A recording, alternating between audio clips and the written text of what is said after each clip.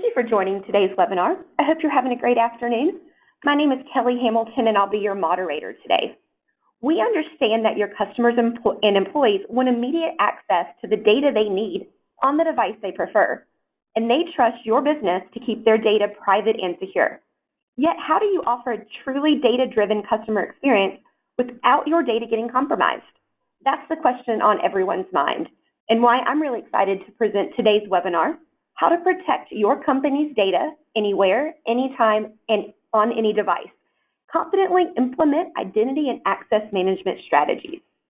Before we get started, I want to go over just a few housekeeping items. First, we welcome and encourage your questions throughout the webinar. To ask a question, all you need to do is simply go to the question window on your GoToControl panel and hit submit. We'll answer as many questions as possible during the Q&A session after the main presentation. Secondly, we're recording today's webinar, and we'll post it on the Exaion website later this week. We'll send you an email once it's live in case you want to watch it again or forward it to your colleagues. With that, I'd like to introduce you to today's speakers. Eric Anderson has nearly 20 years of identity and access management experience. Eric has provided guidance to some of the largest institutions within highly regulated industries, such as healthcare and finance. His process-driven approach has simplified the understanding of IAM as an ecosystem. He's also a regular on the national speaking circuit as well as local user groups. We also have Mason Chaudhry. He's the principal of delivery for Exaion. Mason led the development of Exaion's maturity models, which help customers along their agile, data, and development journeys. He has more than a decade of experience assisting small and large enterprises with adoption of next-gen tools, processes, and technology that expedite product development, reduce costs, and most importantly, improve the user experience. So without further ado, I'd like to turn it over to you, Mason. Thanks, Kelly, and thank you all for joining.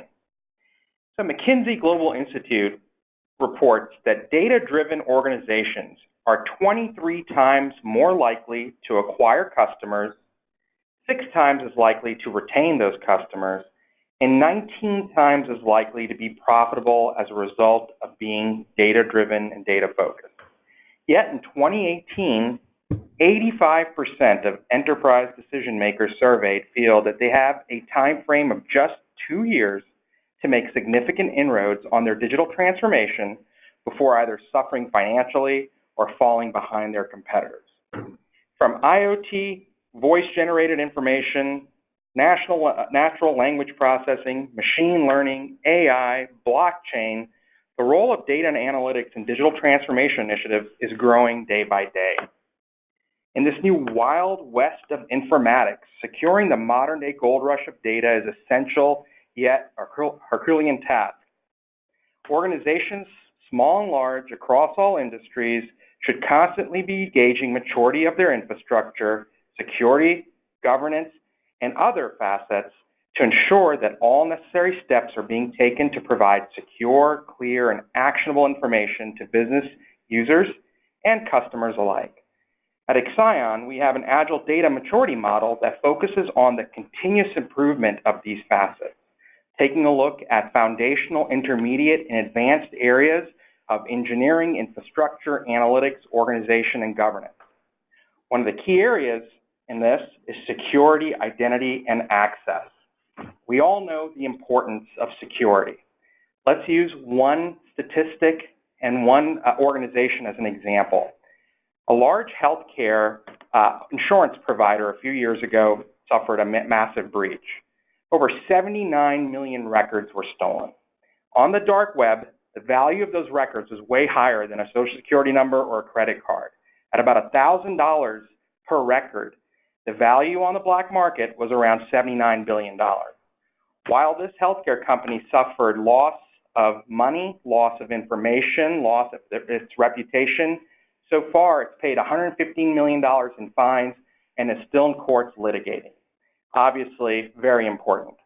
So with data for all, the mantra of digital transformation, yet external and internal security threats at an all-time high, this is where I'd like to start with Eric. Where does data security stand today? Absolutely, Mason. Thank you.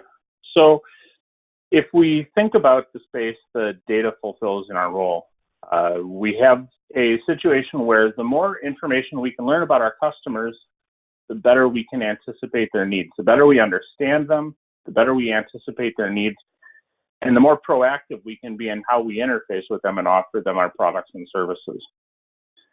This comes with a level of responsibility, however, because our customers expect us to protect this information very seriously. We need to make sure that we're only allowing the people that need to have access to this information.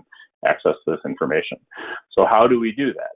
That means that we have to maintain significant information about our colleagues, and we need to make sure that we understand real time who requires access to what information so that we can appropriately deliver the minimum necessary requirement to allow us to make sure that you don't have access to something that you should not have.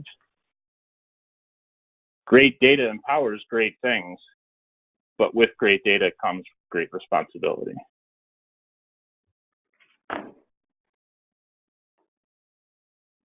So, what are the business expectations?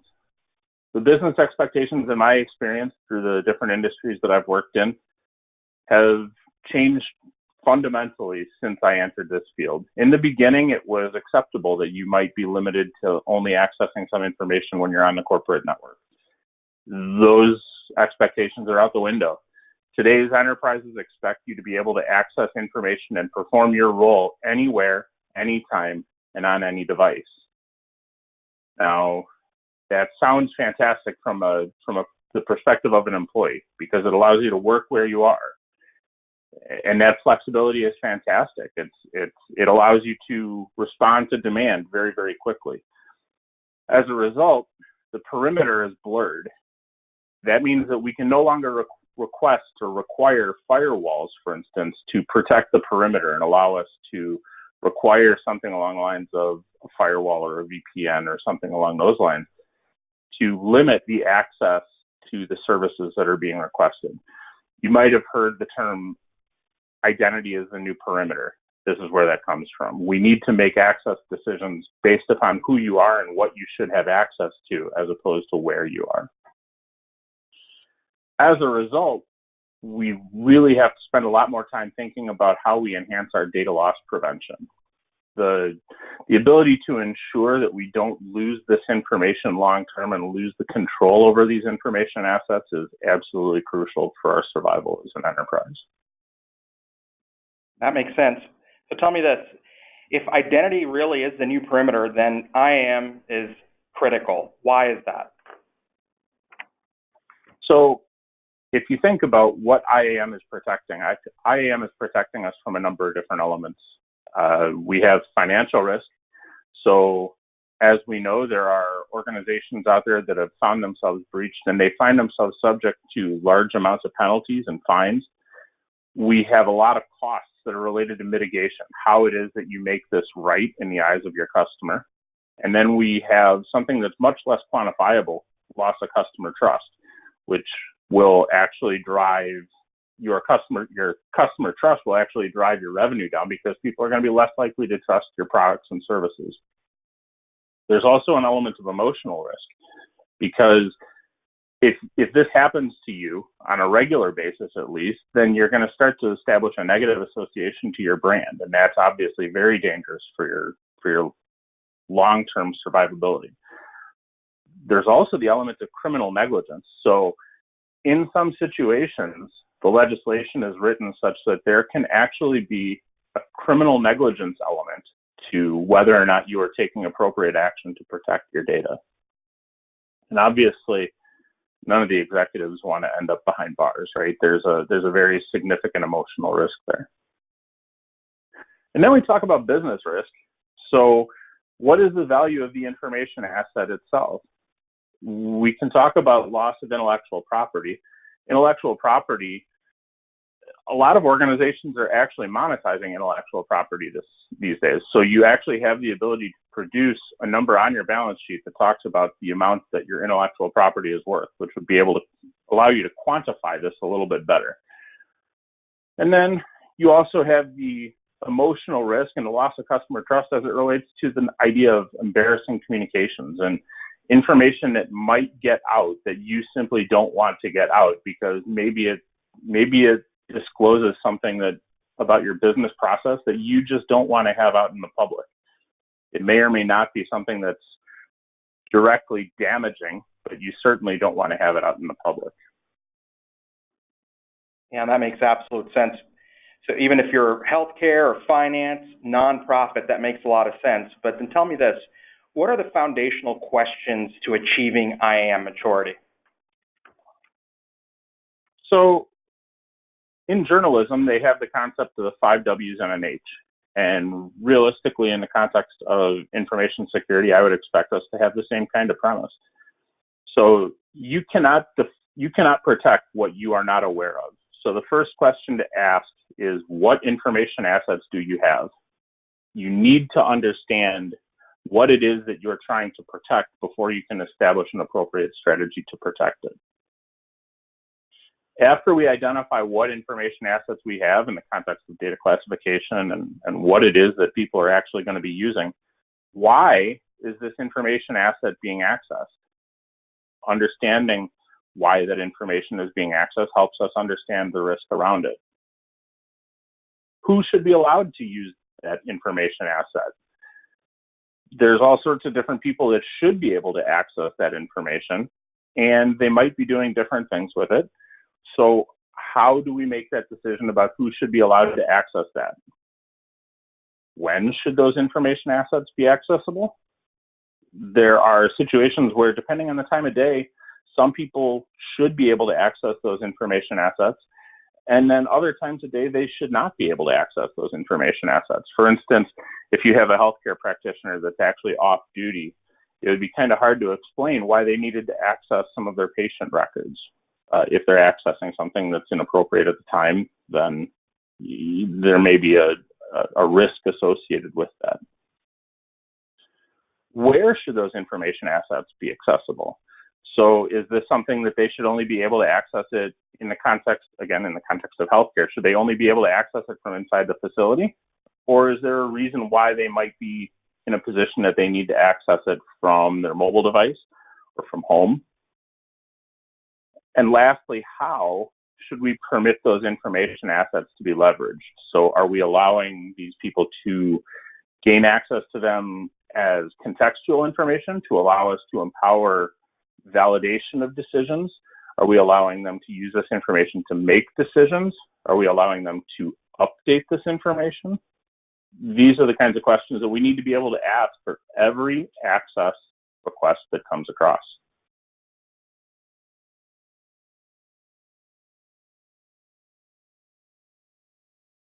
So there's a classic quote by Steve Jobs that we've got posted here.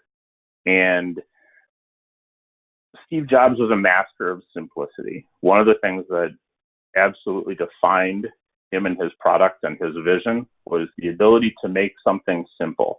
Work harder to make something simple. And information security is really a fantastic application for that very idea.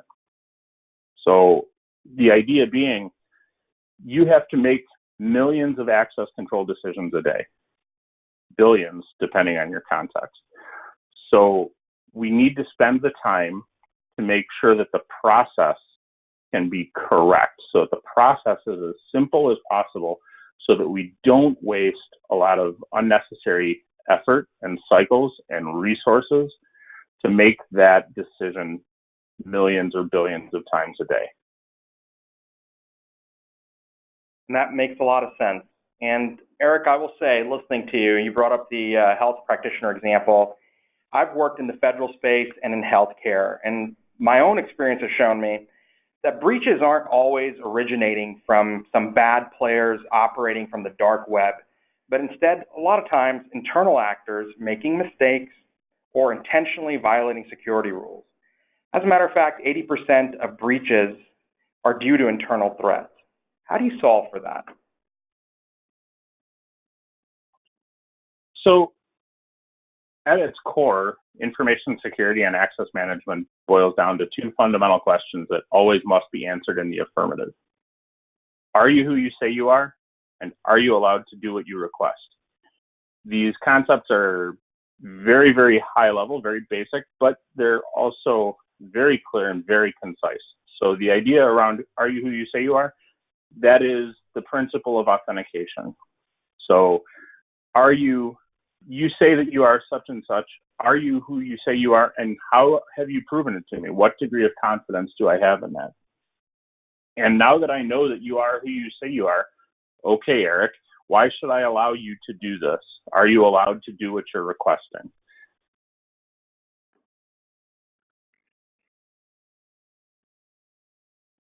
So in order for us to make a valid information security decision, we need to understand that request.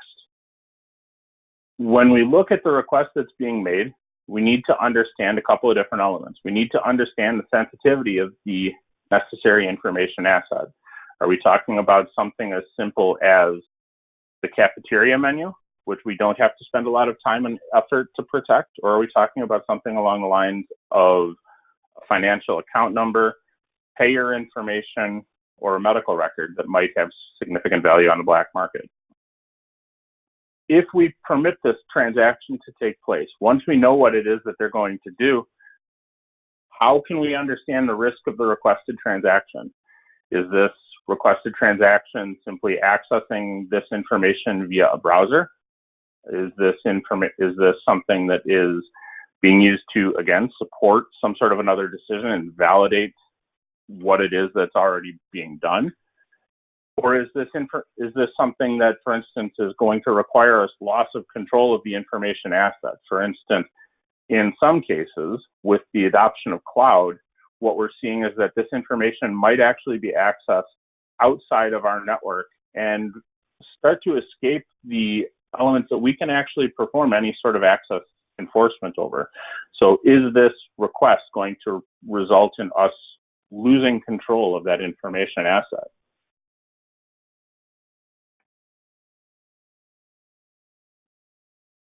So if we think about what it is that we just said, we just came out and we said that we are in a position where we need to allow for millions or billions of access control decisions on a daily basis.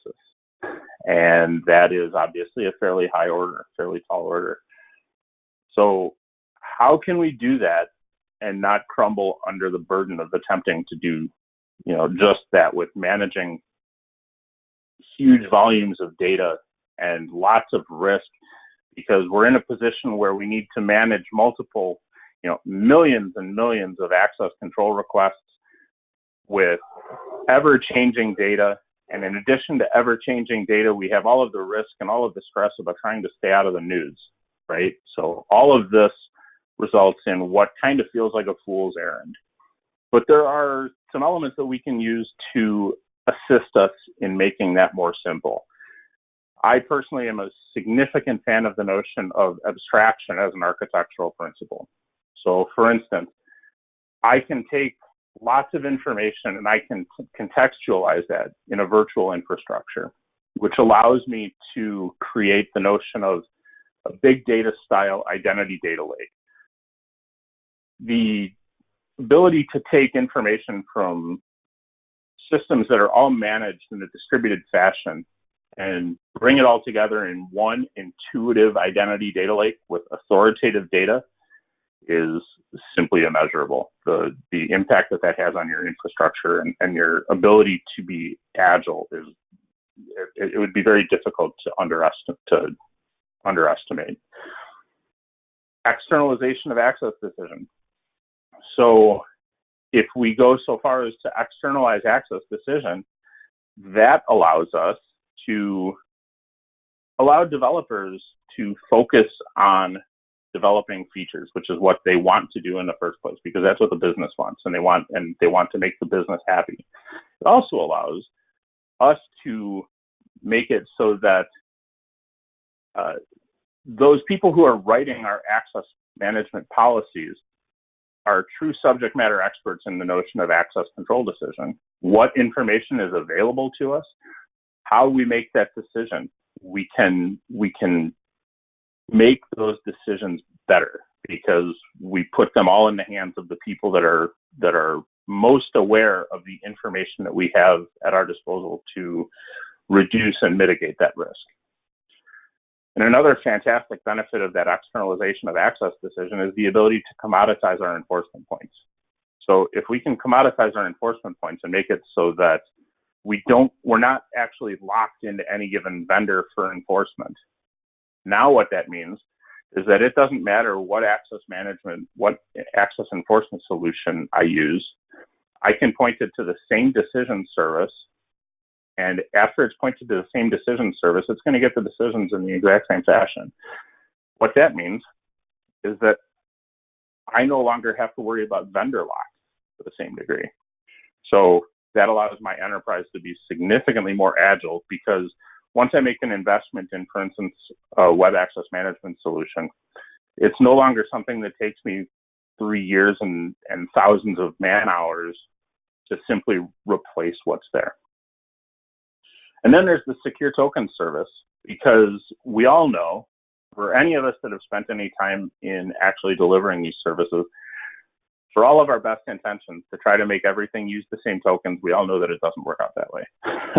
So a fantastic way to assist us there is the notion of a secure token service, which allows us to take an authenticated session. I know that you're authenticated. You've already proven to me that you are who you say you are, and this is how confident I am in that authentication. Well, you need to get into a system that won't accept the credential that you already have. So instead of calling that credential directly and being forced to log in again to prove directly to that service that you need access to that service and that you are who you say you are, you reach out to the secure token service, and the secure token service says, I know you, Mason. I gotcha. So you're looking to get into this system as opposed to that system. So here, let me give you the kind of token that system requires. I provide Mason that token. And when Mason reaches that application, he already has the token that he needs to get into the application. So what happened there is that we actually provided authenticated access without having to degrade our user experience, because what happened is that all of that happened on the back end. All of that happened in the back channels, so that our user experience was actually enhanced. The results there include better decisions, improved enforcement, and an enhanced user experience. That's interesting to hear you say that, because be it small enterprise, large enterprise, profit or nonprofit, the focus really is on user experience, and then behind it, the enforcement and better decisions. And we all know that in today's day and age, systems have gotten complex. You have employees, contractors, business partners, vendors, regulators, and consumers all in your enterprise and your ecosystems. Managing applications inside of an organization's network has become pretty complex. You're on-prem, you're in the cloud, and nowhere is this really illuminated than in healthcare. And considering that's my own background, I'd love to hear from you, Eric, how some of the principles that you've mentioned apply in healthcare in that context. Absolutely. So the first principle, and I can't reiterate this enough, is that we need to understand the risk. And it really doesn't matter what industry you're in. The first principle, before you can make an access management decision, you have to understand the risk. So in order to make that appropriate access decision, we need to understand what kind of information assets are requested, what are we going to do to the data, and are we going to lose control of that data? An information or an informed access decision cannot be made without considering that transactional risk. The second principle is to control the risk. Now, developing a control strategy can be a heavy data-driven initiative, because in the context of healthcare, for instance, you have a number of different kinds of people or resources that are actually going to be touching your data, your sensitive and non-sensitive data alike. So in the context of sensitive data, for instance, You would have a contact center representative that might be interfacing with the customer itself about billing information. And that contact center representative is going to be in a position that they would have access to some information, for instance, perhaps around financial elements of their interaction with the organization, as well as what the coverage is, for instance. They might have access to coverage and what their actual contract, in the context of a payer, what it is that their coverage would actually provide benefit for. And then you have the provider. A provider would actually have access to the hardcore medical records, but the access to that they would have to those medical records might be dependent upon time, for instance. So again, to go back to what I had mentioned earlier in the conversation, a provider, if you have a physician that is treating you during the day, that physician shouldn't necessarily have access to your record after they leave for the day. It would be a high risk transaction to provide access to that information after hours, after you're no longer on duty. And the reason for that is that we don't know why that access is being requested. So if we don't have that information, we're in a position where we need to challenge a little bit more stringently. We need to make sure that we're confident that it is in fact that physician that might very well have a good reason for accessing that information after hours. And that's okay. They can access that information after hours. But if it's an atypical behavior, we need to make sure that we actually have the right person that's accessing that information. And then you would have a claims agent, for instance, and a claims agent would have access to, for instance, current and historical diagnosis codes. So they would have the ability to go back and see that Eric has this medical condition, and so the current diagnosis codes and or the medications that this claim are for are appropriate, because as we all know, there's a lot of focus that exists, especially in the payer space, in the context of waste and fraud. So we need to take that information and in an attempt to keep the cost of coverage down. There's a very active initiative to try to make sure that we can reduce the prevalence of both waste and fraud. So this is information that is important when you're processing claims. So the claims servicer is going to have access to all of that information. The ability to make those decisions and compare that information on the fly is important, but we need to make sure that they only have access to the information that they're supposed to have access to, not, for instance, the core medical records or the billing information, because that's a different role. So they shouldn't necessarily have access to that.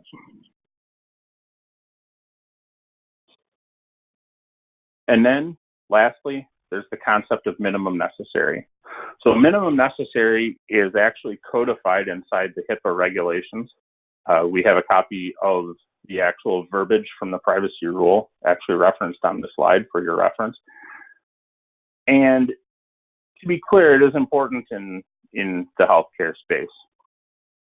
But I also want to be clear in that it is important across the board, because regardless of your industry, minimum necessary is quite simply your best protection against the insider threat.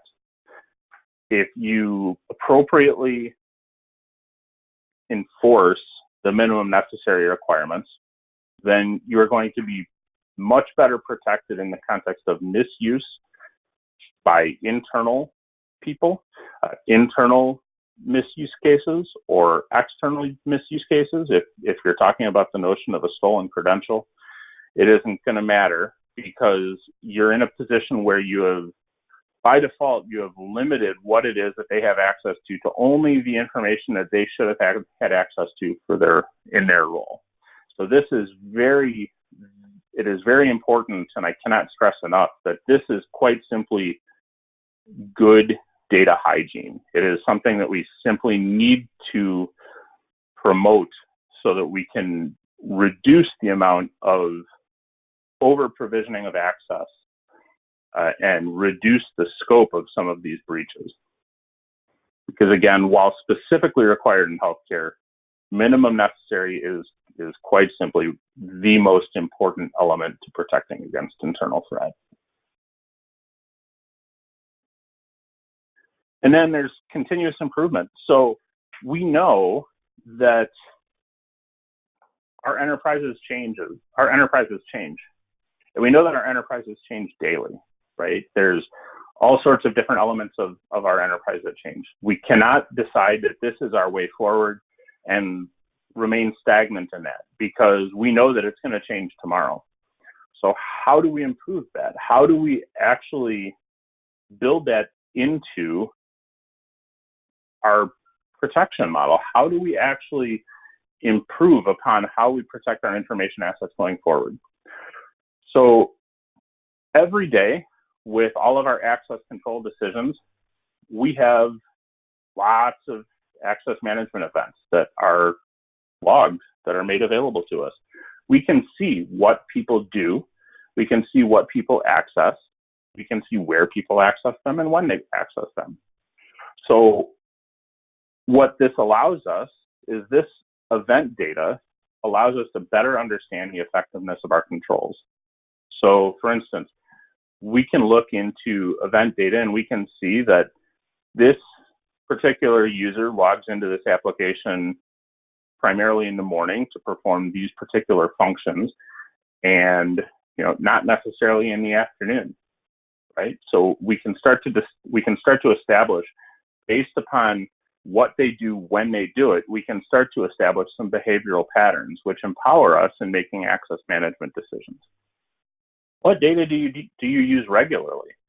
So for instance, if you get in and you are regularly asking, your credentials are regularly challenged to leverage some controls, right? We know that those controls are appropriate because you're using them on a regular basis. We can actually identify how regularly you use them and whether or not, there's a reason for you to have them. That is a good sign when we consider that your access needs to be justified in the context of the data owner. That's a good sign because that means that you use it daily. That means that is a good access management decision. The other thing that this event data provides us is the ability to identify what controls are not used regularly. And that's where our room for improvement comes in. So if you have 100 controls that are actually assigned to your user ID, but we look at 90 days worth of use and you've only used 20 of them, then that leads us to wonder why you have the other 80, right? So that doesn't mean that you shouldn't have access. That means that we need to investigate whether or not you're over-provisioned for access. So the next time your account comes up for attestation, which is a term that we verify, for instance, that this access is still appropriate. You were approved for the access in the first place, but this access is still appropriate for you. If you are not using this information on a regular basis, then it becomes a valid question for the data owner as to whether or not you actually need that information, whether or not you need access to that control so that you can do your job, because you've been doing your job for 6 months and you haven't actually used that control to do your job. So that becomes important. So that information allows us to identify which controls you don't use. So if you have 100, you use 20, there's another 15 that you need to have just in case that are outliers. Maybe that means that the rest of those controls can actually be deprecated, that we can actually remove them, which allows us to better empower that whole minimum necessary initiative, because we're going out of our way to improve day over day on what it is that you have access to and ensure that you have seamless access to what it is that you need, but that you do not have access to that which you don't. Improved event contextualization improves the actionability of events, because we have the ability to, for instance, if you fail to log into one server and you fail to log into one server one time, that is not an actionable event. That's something that happens all the time. But if you fail to log in once on 500 servers simultaneously, that tells us that that account is under attack, right? So that becomes something that we need to make actionable. So if we can identify that contextualization in the context of security event management, then that becomes actionable. That means that we can disable that account, for instance. So actionability is definitely a big deal in the context of making sure that we're doing things going forward. Well, fantastic, Eric. I really appreciate you framing that in healthcare, but the reality is the principles that you've mentioned apply to small and large enterprises. And what I've heard from you today is that the bottom line, the creed here is that to protect your company's data anywhere, anytime, on any device, you've got to start by truly understanding what the risk is, controlling that risk, follow the minimum necessary, by the way, which I really love, and always, always be continuously improving. Thank you for illuminating us with that example. Just want to mention that this is where Excion does help profit and nonprofit organizations navigate through the ILM process tools and technology that are out there to achieve this maturity and to secure enterprise. And I'm sure there are questions out there, so Kelly, I'm going to hand it back to you. Thanks. Thanks, Eric and Mason. We've received a couple great questions, but you still have time. So if you have a question, please go into your GoToWebinar control panel, type it in. We'll make sure we get to those. But to jump it off, Eric, my first one I've received says, we have a diverse environment and don't run on the same stack. How can we improve the user experience and reduce the number of times they have to log in? Okay, great question, Kelly. So this is where I would refer back to, in particular, the notion of a secure token service. So even if we make an authorization decision inside an application, the ability to make a decision to exchange one token for another, where token A is not usable in application B, the ability to exchange one authenticated credential for another authentication credential is absolutely, it's incredibly powerful and immeasurable in the improvement that it makes on your user experience. In fact, you can argue that that's a lot of what web single sign-on is. In fact, it's very closely related, which I think that our users would actually assert that that's a very powerful tool in the context of improving our user experience, because they don't have to log in again. They just magically get there. Great, thank you for that. We have one last question. It says, we're looking to use SaaS and the cloud more. Thoughts on how to protect that information? So my approach on that personally is that the important thing to remember there is that we have an access control point. We have to have a choke point that allows us to make a decision and enforce whether or not that information is accessible.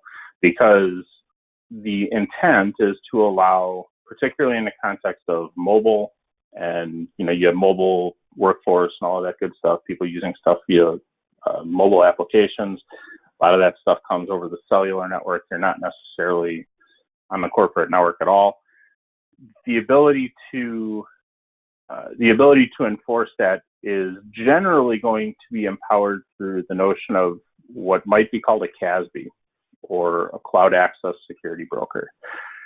And what that CASB does is that CASB functions as an enforcement point that is not on your network. So as long as traffic has to go through that CASB to gain access to the information that they are looking to gain access to, whether it's something along the lines of OneDrive, for instance, OneDrive or SharePoint, if you have to go through that, then it's going to allow you a choke point to make sure that you do not provide access to somebody that can simply download that file and store it and use it again later. Another important point is that if that data is stored an example, I guess I would say, is that if that data is stored in an encrypted fashion and it's decrypted, for instance, by the CASB and presented in that fashion, that means that you're in a position where you can continue to control access to that file. Whereas if you allow somebody to simply download that file directly from OneDrive or SharePoint, you've completely lost control of that information asset and any intellectual property inside it. Okay, great. Thank you, Eric. Thank you, Mason, for your time today. Everyone on the line, we hope this webinar was really helpful. If you have additional questions for Eric or for Mason, you can always reach out to me directly. I'll be sending you a link later this week with the recording of the webinar so that you can share with your colleagues. You'll have my email address. Mason's is also on the screen. You can reach out to him at any point and we can make sure to facilitate your questions. Thank you again for joining us, and we hope you'll come back for another Excion webinar. Have a great day.